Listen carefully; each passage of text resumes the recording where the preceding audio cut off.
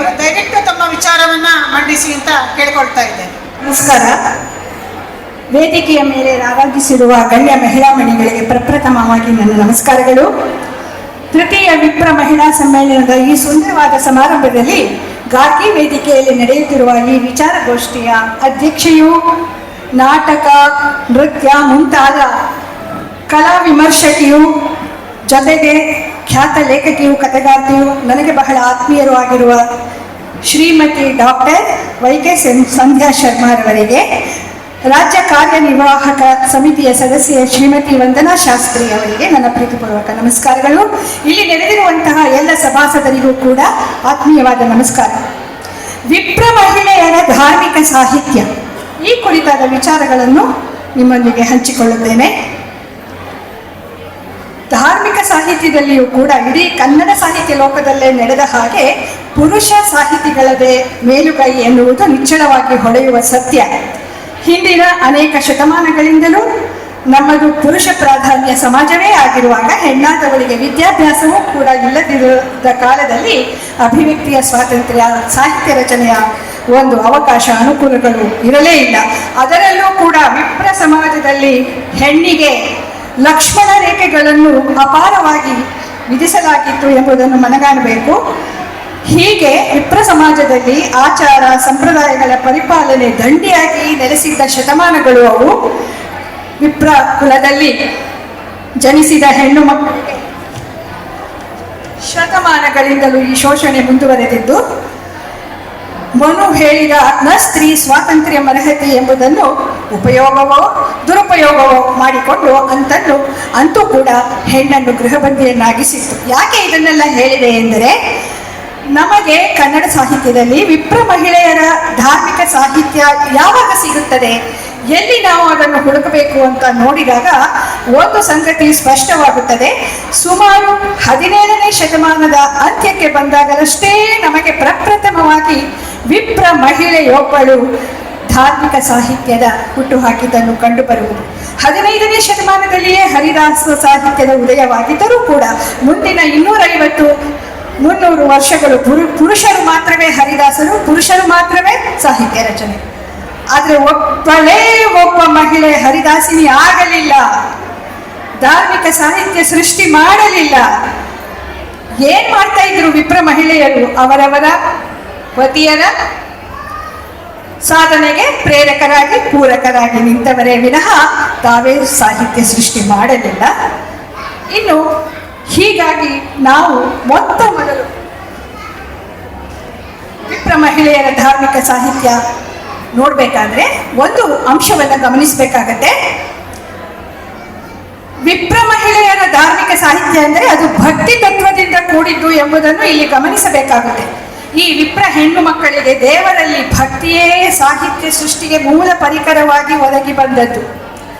ಆಗ ಹರಿದಾಸರ ಭಕ್ತಿ, ಶ್ರೀಕೃಷ್ಣ ಭಕ್ತಿ, ವಿಷ್ಣು ಹರಿಯಲ್ಲಿ ಭಕ್ತಿ ಪ್ರಚಲಿತವಿತ್ತಲ್ಲ.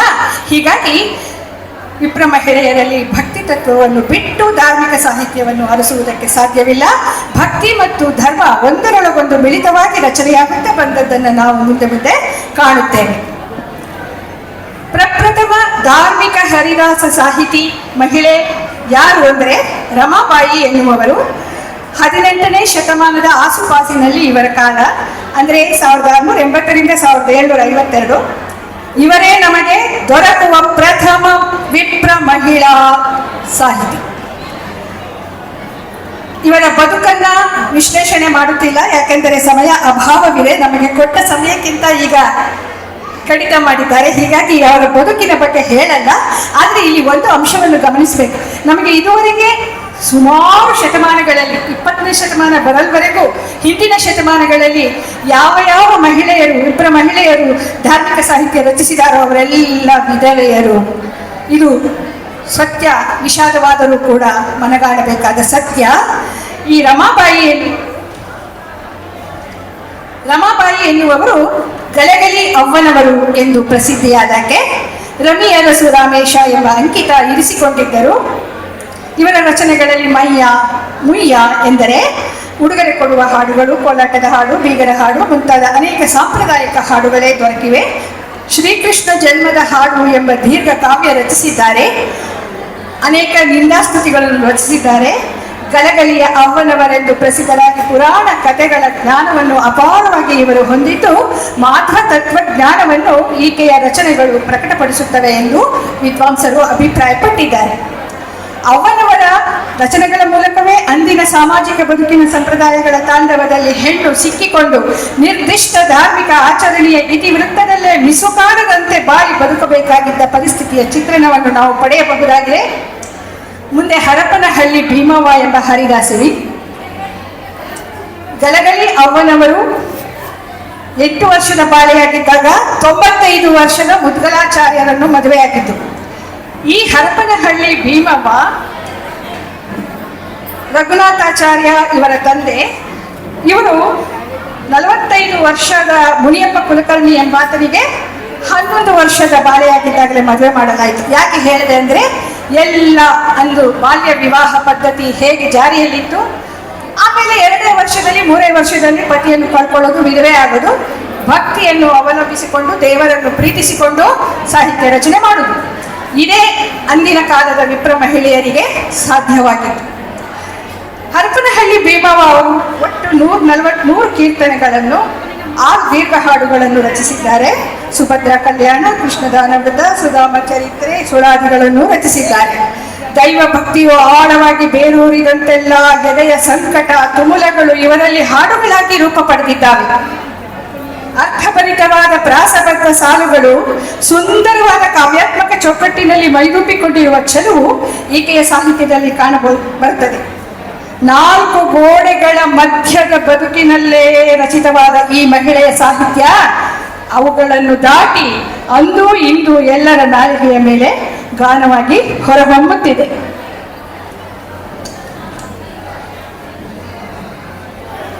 ಮತ್ತೆ ಮುಂದೆ ಹೆಳವನಕಟ್ಟೆ ಗಿರಿಯಮ್ಮ ಎಂಬಾಕೆಯ ಪರಿಚಯ ತುಸು ಮಾಡಿಕೊಳ್ಳೋಣ. ಇವರು ಕರ್ನಾಟಕದ ಮೀರಾಬಾಯಿ ಎಂದೇ ಪ್ರಖ್ಯಾತರಾಗಿರುವವರು. 18ನೇ ಶತಮಾನದ ಪೂರ್ವಾರ್ಧದಲ್ಲಿದ್ದವರು. ಇವರಿಗೂ ಕೂಡ ಬಾಲ್ಯ ವಿವಾಹವಾದರೂ ಕೂಡ ವೈವಾಹಿಕ ಜೀವನಕ್ಕೆ ಇವರು ತೆರೆದುಕೊಳ್ಳಲೇ ಇಲ್ಲ. ತನ್ನ ಪತಿಗೆ ಬೇರೊಂದು ಮದುವೆ ಮಾಡಿಸಿ ಅವಳಿಗೆ ಒಪ್ಪಿಸಿ ಈಕೆ ಪಕ್ಕದಲ್ಲಿರುವ ರಂಗನಾಥ ಸ್ವಾಮಿ ಅಂದರೆ ಹೆಳವನಕಟ್ಟೆ ರಂಗನಾಥ ಸ್ವಾಮಿಯಲ್ಲಿ ಅಲ್ಲೇ ದೇವಸ್ಥಾನದಲ್ಲೇ ವಾಸ್ತವ್ಯ ಹೂಡಿ ಸನ್ಯಾಸಿಯಾಗಿ ವಿರಾಗಿಣಿಯಾಗಿ ಬಾಳಿದಳು. ಹೆಚ್ಚು ಕಮ್ಮಿ ಮೀರಾಳಂತೆಯೇ ಇವರದು ಕೂಡ ತ್ಯಾಗಪೂರ್ಣ ಬದುಕು. ಗಿರಿಯಮ್ಮನ ಸಾಹಿತ್ಯದಲ್ಲಿ ಹೆಚ್ಚಾಗಿ ಕಂಡುಬರುವುದು ದೇವತೆಯರ ಸ್ತುತಿಗೀತೆಗಳು ಹಾಗೂ ಭಕ್ತ ಹೃದಯದ ಮೊರೆ ಕರೆಗಳು. ಹೊನ್ನುತ ಗುಬ್ಬಿ ಹೊನ್ನಟ ಚೆನ್ನ ಗೋಪಾಲಕೃಷ್ಣನ ಕೈಗೆ ಎಂಬ ಹಾಡು ಇಂದಿಗೂ ಜನಪ್ರಿಯತೆಯಲ್ಲಿದೆ. ಈತ ರಂಗನಾಥನಾದ ಹರಿಯು ಆತ ಲಿಂಗನಾದ ಹರನು ಎಂಬ ಈಕೆಯ ರಚನೆ ಹರಿಹರರಿಬ್ಬರನ್ನು ಸಮಭಾವದಲ್ಲಿ ಕಂಡಂತೆ ಇದೆ. 5 ಸತ್ಕಾವ್ಯಗಳನ್ನು ಸಾಂಗತ್ಯದ ದಾಟಿಯಲ್ಲಿ ರಚಿಸಿದ್ದಾರೆ. ಈಕೆಯ ಭಾಷಾ ಲಾಲಿತ್ಯ ಅನುಪಮವಾಗಿದೆ.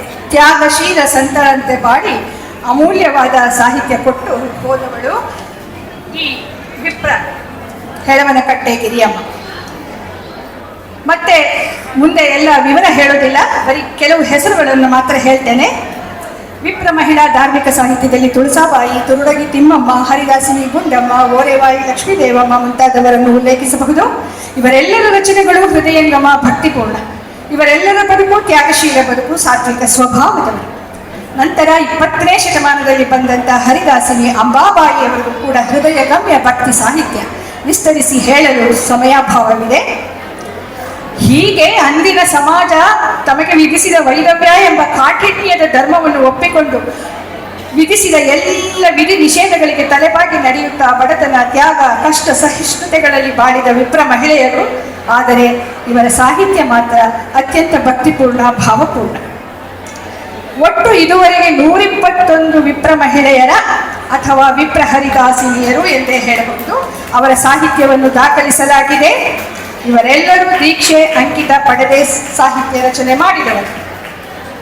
ಆಮೇಲೆ 1940ರ ನಂತರ ಬಂದವರ ಕೆಲವು ವಿಪ್ರ ಮಹಿಳೆಯರ ಸಾಹಿತ್ಯ, ಅವರ ಹೆಸರನ್ನು ಮಾತ್ರ ಹೇಳ್ತೇನೆ. ಮಂಗಳಾಂಗ ಹರಿವಿಠಲ ಎಂಬ ಅಂಕಿತದ ವಿಜಯಲಕ್ಷ್ಮೀ ರಾಘವೇಂದ್ರಾಚಾರ್ಯ, ಬೇರೆ ಬೇರೆ ಅಂಕಿತಗಳ ಲೀಲಾವತಿ ಉಪಾಧ್ಯಾಯ, ರೇಖಾ ಪದಕಿ, ನರ್ಮದಾಬಾಯಿ ಕುಲಕರ್ಣಿ, ಶಾಂತಾ ರಘೋತ್ತಮಾಚಾರ್ಯ, ಸಾವಿತ್ರಿ ದೀಕ್ಷಿತ್, ಜಂಬೂರು ಸಾವಿತ್ರಮ್ಮ ಇವರೇ ಮುಂತಾದವರು. ಮುಳಿಯ ಮೂಕಾಂಬಿಕಾ ಅಮ್ಮ ಎಂಬಾಕೆ ಒಡತಿ ಮೂಕಾಂಬಿಕೆ, ಕಾಂತೆ ಮೂಕಾಂಬಿಕೆ ಎಂಬ ಅಂಕಿತದಲ್ಲಿ ಕೀರ್ತನೆಗಳನ್ನು ರಚಿಸಿದ್ದಾರೆ.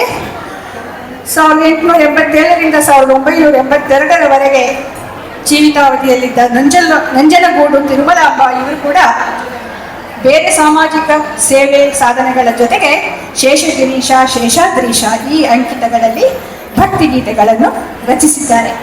ಹೀಗೆಯೇ ಹೆಬ್ಬಳ್ಳಿ ಸುಂದರಾಬಾಯಿ, ನಿಡುಗುರ್ಕಿ ಜೀವುಬಾಯಿ, ಕಳಸದ ಸುಂದರಮ್ಮ, ಸರಸ್ವತಿ ರಾಜವಾಡೆ, ಗಿರಿಮಾಜಿ ರುಕ್ಮಿಣಿ, ಶಕುಂತಲಾಬಾಯಿ ಕಿನ್ನಾಳ, ಶಾರದಾ ದಾಸಿ, ಉಡುಪಿ ಯಶೋದಮ್ಮ, ರತ್ನಾಬಾಯಿ ಹುಯಿಲಗೋಳ, ಹೀಗೆ ಈ ಯಾದಿ ಮುಂದುವರಿಯುತ್ತದೆ.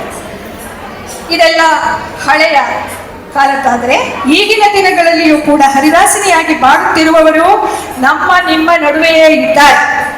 ಮಂಗಳೂರು ನಿವಾಸಿ ಶ್ರೀಮತಿ BK ಶ್ರೀಮತಿರಾವ್ ಎಂಬಾಕೆ ಗುರುಪ್ರಿಯ ವಿಠಲ ಎಂಬ ಅಂಕಿತದಲ್ಲಿ ಕೃತಿ ರಚನೆ ಮಾಡುತ್ತಿದ್ದಾರೆ. ಶ್ರೀಮತಿ TN ನಾಗರತ್ನ ಸಿರಿಗಂಗಾಜನಕ ಅಂಕಿತದಲ್ಲಿ ಕೀರ್ತನೆಗಳಲ್ಲದೆ ಹರಿದಾಸ ಸಾಹಿತ್ಯದ ಕುರಿತಾಗಿ ಅನೇಕ ಗದ್ಯ ಕೃತಿಗಳನ್ನು ರಚಿಸಿದ್ದಾರೆ. ಹರಿದಾಸ ಸಾಹಿತ್ಯದಲ್ಲಿ ಸಂಶೋಧನೆ ಮಾಡಿ ಡಾಕ್ಟರೇಟ್ ಪದವಿ ಗಳಿಸಿರುವ ವಿಪ್ರ ಮಹಿಳೆಯರು ಇದ್ದಾರೆ. ಇವರಲ್ಲಿ ಡಾಕ್ಟರ್ ರೇಖಾ ಕಾಕಂಡಕಿ, ಡಾಕ್ಟರ್ ಅನ್ಸೂಯಾದೇವಿ ಮುಂತಾದವರು ಇದ್ದಾರೆ. ಡಾಕ್ಟರ್ ರೇಖಾ ಕಾಕಂಡಕಿ ಅವರು ಶ್ರೀ ಮಹಿಪತಿದಾಸರ ಮತ್ತು ಶ್ರೀ ಪ್ರಸನ್ನದಾಸರ ಕೃತಿಗಳಲ್ಲಿ ಸಮಾಜಮುಖಿ ಚಿಂತನೆಗಳು ಎಂಬ ಸಂಶೋಧನಾ ಮಹಾಗ್ರಂಥ ರಚಿಸಿದ್ದಾರೆ. ರೇಖಾ ಕಾಕಂಡಿಯವರು ವೈವಸ್ವತ ಅಂತಹ ಮಹತ್ವದ ಧಾರ್ಮಿಕ ಕೃತಿಯನ್ನು ರಚಿಸಿದವರು. ಹಕ್ಕಿಯ ಹೆಗಲೇರಿ ಬಂದವಗೆ ಎಂಬ ಇವರ ಕಾದಂಬರಿಯು ಪ್ರಸನ್ನ ವೆಂಕಟದಾಸರ ಬದುಕು ಸಾಧನೆಯನ್ನು ಚಿತ್ರಿಸಿಕೊಡುತ್ತದೆ. ಅವರ ಈ ಕೃತಿ ಚಲನಚಿತ್ರವೂ ಆಗಿ ವಿಜೃಂಭಿಸಿದೆ. ಇನ್ನು ನಾಗರತ್ನ ಎಂದು ಕರೆಯಿಸಿಕೊಳ್ಳುವ ಶ್ರೀಮತಿ ರತ್ನಾಮೂರ್ತಿ ಎಂಬಾಕೆ ಶಾಲಾ ಶಿಕ್ಷಕಿಯಾಗಿ ನಿವೃತ್ತರಾದವರು ನಮ್ಮೊಡನೆಯೇ ಇದ್ದಾರೆ. ಈಗಲೂ ಧಾರ್ಮಿಕ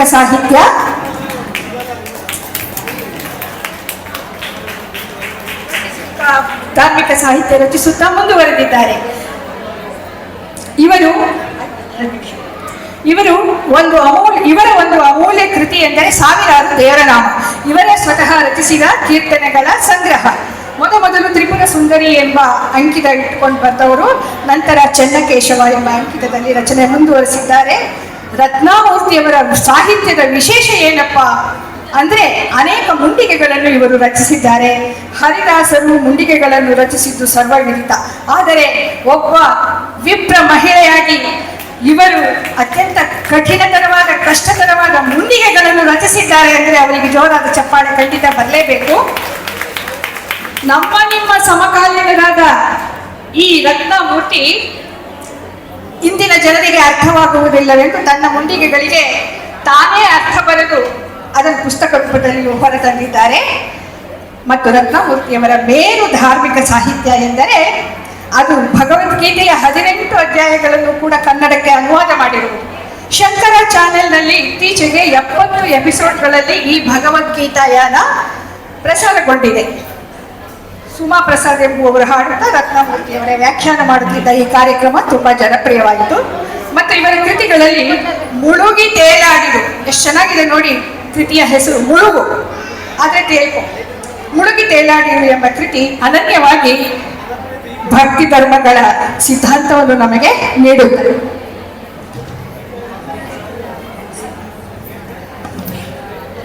ಕಡೆಯದಾಗಿ 4 ಸಾಲು ಕಡೆಯದಾಗಿ ಇನ್ನು ವಿಪ್ರ ಮಹಿಳಾ ಸಾಹಿತ್ಯದಲ್ಲಿ ಕಡೆಯದಾಗಿ ಅತ್ಯಂತ ನಮ್ರತೆಯಿಂದ ತಮ್ಮ ಮುಂದೆ ಹೇಳುವುದೆಂದರೆ ಅದು ಡಾಕ್ಟರ್ ಅನ್ಸೂಯಾದೇವಿ ಕೂಡ ಅನೇಕ ಕೃತಿಗಳನ್ನು ಧಾರ್ಮಿಕ ಸಾಹಿತ್ಯ ಕೃತಿಗಳನ್ನು ಬರೆದಿದ್ದಾರೆ. ಒಟ್ಟು 6 ಕೃತಿಗಳು.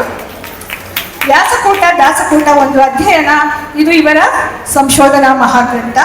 ದಾಸ ಸಾಹಿತ್ಯ ನವನೀತ ಎಂಬ ಕೃತಿ ಇದೆ. ಹರಿದಾಸರ ಸಂದೇಶಗಳು ಎಂಬ ಕೃತಿ, ಭಾರತದ ಸಂತರುಗಳು ಎಂಬ ಕೃತಿ, ಹರಿದಾಸ ಸಾಹಿತ್ಯಕ್ಕೆ ಮಹಿಳೆಯರ ಕೊಡುಗೆ ಎಂಬ ಕೃತಿ ಮತ್ತು ಪರಿವರ್ತನೆ ಎಂಬ ನಾಟಕ ಕೃತಿ ಇಷ್ಟನ್ನು ಇವರು ರಚಿಸಿದ್ದಾರೆ.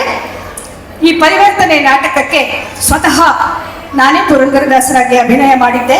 ಅದನ್ನು ಈಕ್ಷಿಸಲು ನಮ್ಮ ನಾಟಕ ವಿಮರ್ಶಕಿ ಪ್ರಿಯವಾದ ಜೀವ ನನಗೆ ತುಂಬ ಡಾಕ್ಟರ್ ಸಂಧ್ಯಾ ಶರ್ಮಾರವರು ಮುಂದಿನ ಸಾಲಿನಲ್ಲಿ ಕುಳಿತು ನನ್ನ ಪುರಂದರದಾಸರ ಅಭಿನಯವನ್ನು ನೋಡಿ ಮೆಚ್ಚಿಕೊಂಡಿದ್ದಾರೆ ಅನ್ನೋದನ್ನು ತುಂಬ ಧನ್ಯತಾ ಭಾವದಿಂದ ಇಲ್ಲಿ ಹೇಳ್ತಾ ಇದ್ದೀನಿ. ಬಂಧುಗಳೇ, ನನ್ನ ಇತಿಮಿತಿ ಉಳ್ಳ ತಿಳುವಳಿಕೆಯಲ್ಲಿ ಇಷ್ಟು ವಿಚಾರಗಳನ್ನು ಸಮಯದ ಅಭಾವದಿಂದ ಕೂಡ ಸಂಕ್ಷಿಪ್ತವಾಗಿ ನಿಮ್ಮೊಂದಿಗೆ ಹಂಚಿಕೊಂಡಿದ್ದೇನೆ. ಈ ವೇದಿಕೆಯಲ್ಲಿ ಮಾತಾಡಲು ಅವಕಾಶ ನೀಡಿರುವ ಗಾತಿ ವೇದಿಕೆಯ ಸಮಸ್ತರಿಗೂ, ಕುಳಿತು ಕೇಳಿದ ನಿಮಗೂ ಕೂಡ ನನ್ನ ಅನಂತ ಕೃತಜ್ಞತೆಗಳನ್ನು ಸಮರ್ಪಿಸುತ್ತಿದ್ದೇನೆ. ನಮಸ್ಕಾರ. ಧನ್ಯವಾದಗಳು ಡಾಕ್ಟರ್ ಅನಸೂಯಾದೇವಿ ಮೇಡಮ್ ರವರಿಗೆ. ಆಕ್ಚುಲಿ ಬ್ರಾಹ್ಮಿನ್ಸ್ ಮಹಿಳಾ ಗ್ರೂಪ್ ಅಂತ ಒಂದು ಫೇಸ್ಬುಕ್ ಗ್ರೂಪ್ ಇದೆ, ನಾನೇ ಅಡ್ಮಿನ್. ಅದರಲ್ಲಿ ಶ್ರೀಮತಿ ಅಖಿಲಾ ಪುರಂದರವಾಡ್ ಅನ್ನೋರು ಹರಿದಾಸರನ್ನು ಸುಮಾರು ಜನ ಪರಿಚಯಿಸ್ತಾ ಇದ್ದಾರೆ. ಅದರಲ್ಲಿ ಸಾಕಷ್ಟು ಜನ ಮಹಿಳೆಯರು ಇದ್ದಾರೆ, ಇಂಟ್ರೆಸ್ಟ್ ಇರೋರು ಚೆಕ್ ಮಾಡ್ಬೋದು. ನಂತರ ವಿಚಾರಗೋಷ್ಠಿಯನ್ನು ಮುಂದುವರಿಸ್ತೇವೆ. मेरा ये चैनल सब्सक्राइब करें और मेरे हर अपडेट आपको मिले, इसके लिए बेल आइकन जरूर दबाइएगा. जय भारत जननी तनुजाते, जय हे कर्नाटका माते. ಎಲ್ಲಾದರೂ ಇರು, ಎಂತಾದರೂ ಇರು.